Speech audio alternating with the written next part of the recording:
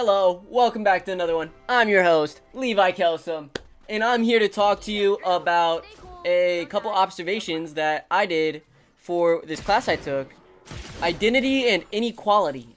These observations that I had to do for this class, it was an observational study, and I had to do 3 of them in total, compiling all of this up into one cohesive essay.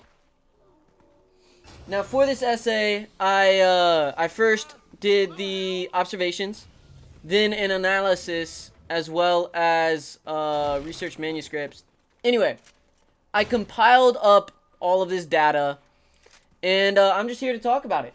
Now, within the actual essay itself, I go over many different things, but let's start from the beginning. Let's talk about my main ideas, my main topics. My paper studies workplace environment in restaurants, in specifically Famous Dave's.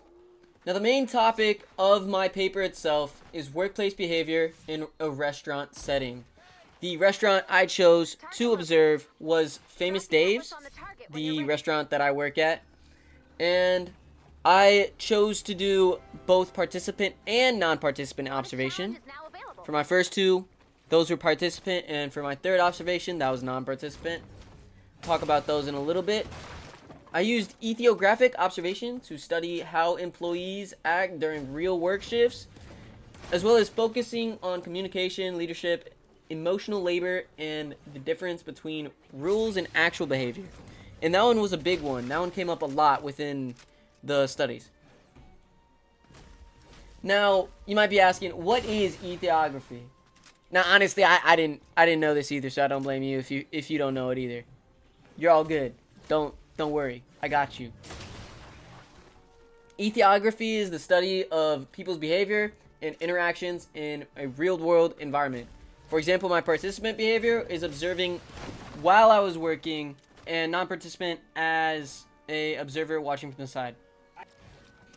I took notes during this and immediately after my observations.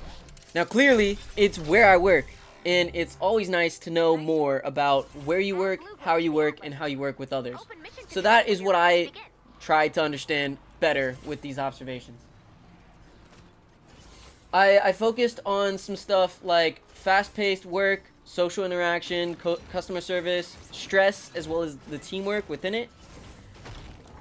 And I noticed that employees tended to switch up their behavior a lot, going from professional with customers to a very relaxed behavior with coworkers. Now, a good example of this is Isaiah. Talk about him in a little bit too.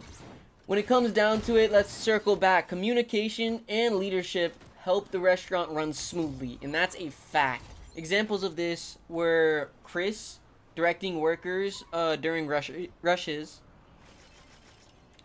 Examples of this is Chris directing workers during rushes or fast periods throughout the day. Managers correcting mistakes, like Isaiah and me.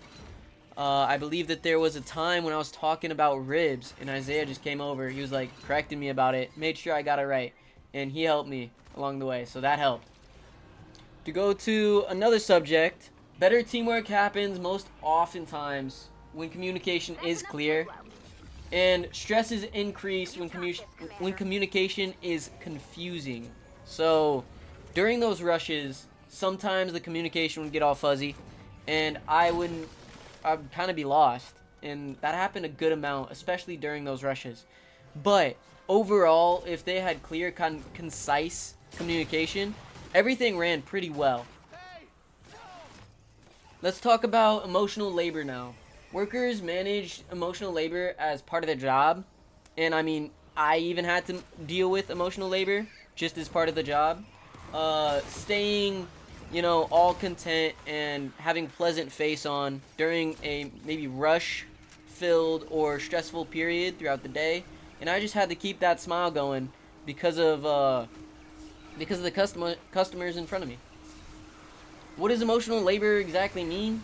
Well, acting friendly even when stressed or tired, staying professional with customers, hiding frustration. I mean, we all had to deal with this as workers at Famous Dave's.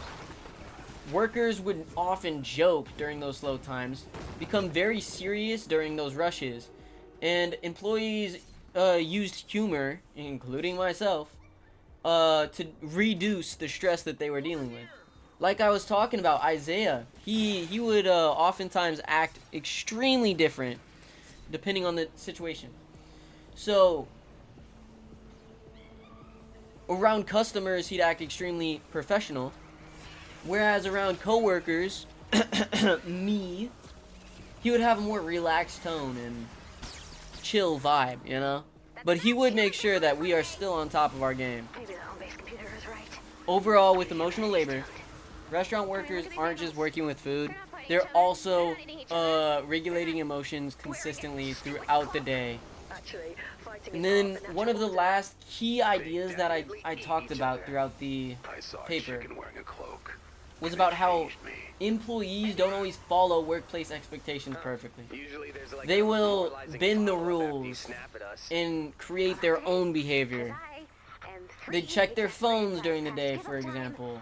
Draw little pictures, like in the first observation I did, where Vinchella drew a little picture just to ease her boredom. We'd have casual conversations throughout the day. Mistakes could happen during those busy periods, or forgetting orders or package errors. These just happened alongside a lot of stresses. In general, let's be honest, there's a difference between how jobs are supposed to work on paper and what actually happens in real life. Some important things that I talked about throughout were about workers being relaxed more during those slow periods, joking more, using their phones more, and having more social interaction. But once it got busy, people would become more focused, communication became faster and more direct, stress increased, teamwork mattered way more, and overall you kind of had to lock in during those busy periods. The workplace structure of it all, we had front of house, cashiers, back of house, kitchen, and dish, as well as the managers. Now, front of house would have to deal with customer interactions up front, taking orders, asking if guests need anything, serving food, bussing tables. Then back of house would have to deal with making food, prepping food, cleaning dishes, as well as being managers in general. Because the managers tended not to stay up front. Some would help up there, like Isaiah. But not all of them.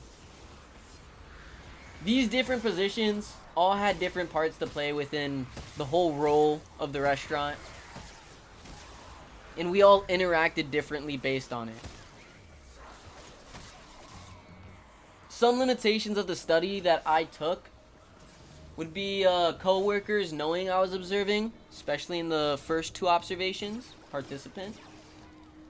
I let them know that I was observing, so then it wouldn't be all kind of wacky, you know? A small sample size, which would be only the handful of co-workers working that day, as well as it being only one restaurant that I studied in general. My presence overall as an observer may have influenced how people acted, and I'm quite sure it definitely did. Especially with, I forget her name. It won't come back to me. Anyway.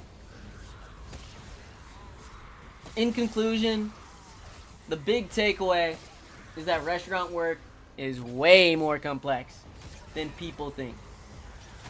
It involves communication, leadership, emotional control, teamwork, admitting to stress.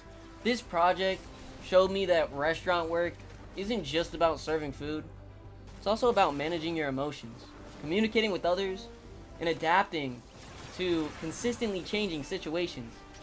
Overall, I was extremely happy to have had the opportunity to make these observations and learn a little bit more about my workplace and the role I have to play in it.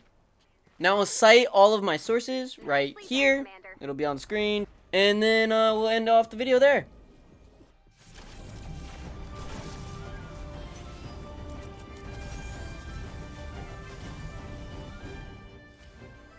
Now, with all that being said, I really appreciated having the ability to go over this whole assignment, doing this whole process, and yeah, just being able to experience this class. So, thank you again to my teacher, Jason, and I'll see you guys in the next one. Peace.